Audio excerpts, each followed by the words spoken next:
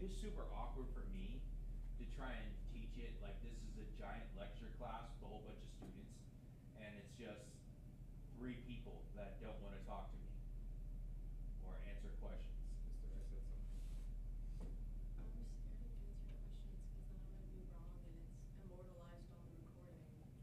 But would you rather have the wrong idea the whole time and get it corrected, or get it corrected and actually now learn something? I would prefer wrong answers, because that actually tells me where you're at in your thinking process versus right answers all the time, especially if the right answer is only a guess. So anyway, solving second order differential. So a second order means I've actually taken the first derivative and then taken the derivative of the derivative, so it gives me the second order. So this one right here, so solve the differential equation with the boundary conditions of x equals 0, y equals 1, and then when x equals 3, y equals 8, and verify the solutions. So first thing I'm going to do is I am going to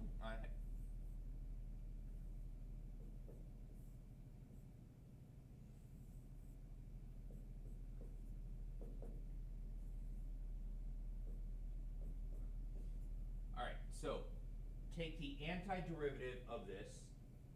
So it's going to become dy dx is equal to, remember, I add 1 to my exponent and then divide by. So that's going to be 12x3 over 3. Am I forgetting anything? Plus C. Plus c. Thank you. So I'm going to call this C1. Because I'm dealing with the second order, that means that when I take the derivative or antiderivative again, I'm going to have a C2. So I'm going to do this one again. But 12 divided by 3 gives me 4. So I'll clean that up. Now if I take the antiderivative there, I'm now going to turn it into y equals, I have 4x3, oh, not 3, 4 over 4 plus, there's C1 there, so there's some constant. What do I add to it? I'm going to add it, it's going to be an x, right? So it's going to be a C1x plus C2. Because implying that there was now, from my first one, I had a C1, which now is no longer a constant, and it gets a variable, and then the next one right here, I have a C2.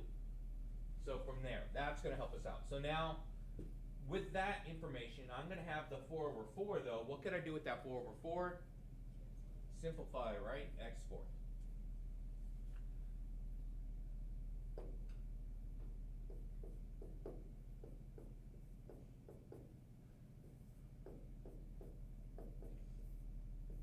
And I have a couple conditions. I have x equals 0 and y equals 1, and then it's x equals 3 and y equals 8.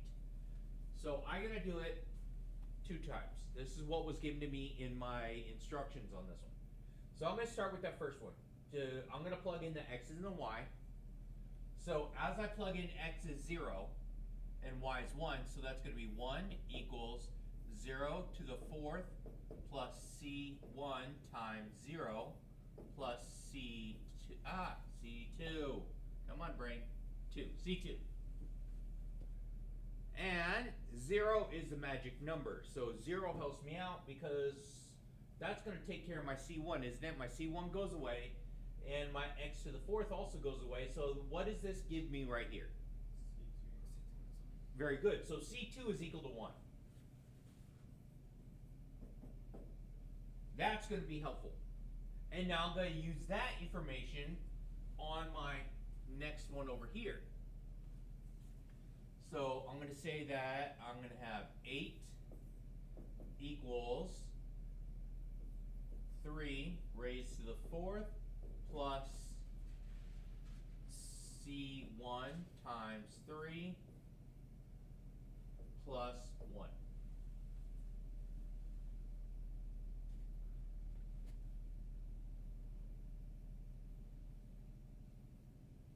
Alright, so do a little bit of math. I get 8 equals 3 to the 4th power is 81. Very good. 81 plus 3C1 plus 1. So it's 82.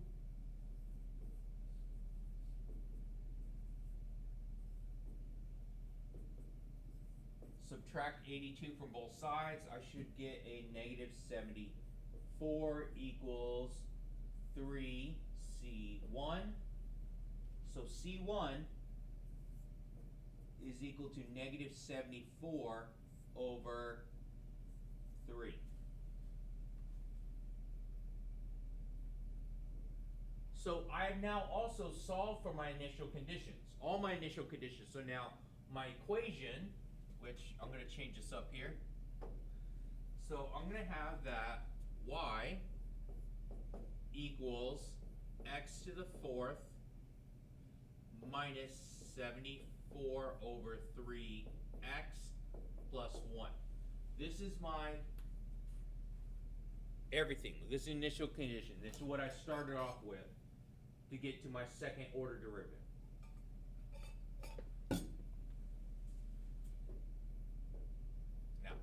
Now this time I'm going to do it. So now I'm going to work my way to verify my second order. So this is my answer here. To verify the answer, I'm going to take the derivative. So that's dy dx is going to be equal to 4x cubed, right? So that's my first derivative, minus 74 over 3. Because that constant right there goes away, and then I subtract 1 from that variable right there, so the x. So this is my first derivative, right? Yeah? Okay, good. And now I'm going to take the second derivative of this. So that's d2y dx squared equals 12x squared. And doesn't that just go away? So right here, I have verified my initial condition of what I started off with right here.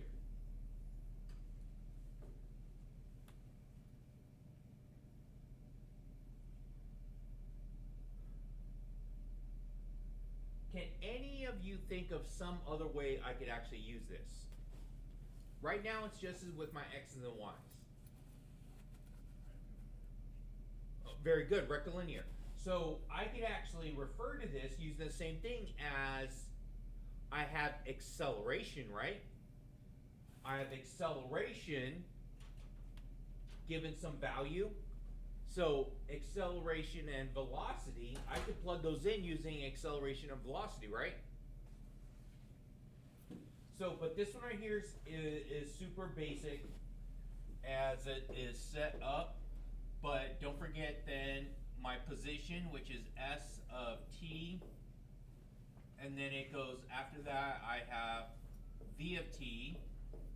Then it goes a of t. Okay, so this is my position. This is my first derivative. This is my second derivative. There we go. So it's the same thing. And this one would be like saying the y equals. Alright, so that being said, that's it. I know you guys all make sure you like, share, and subscribe. So since I finished these ones, that means it's going to be due on Wednesday. And I'll find out in a minute if we are able to do our AP practice test tomorrow. Since tomorrow's the I day for everyone except for 10th graders. You guys can come in here, do your AP practice test, so we won't have to do another Saturday. If we can get all of them done before, the time, we don't have to include another Saturday. So, all right. Like, share, and subscribe.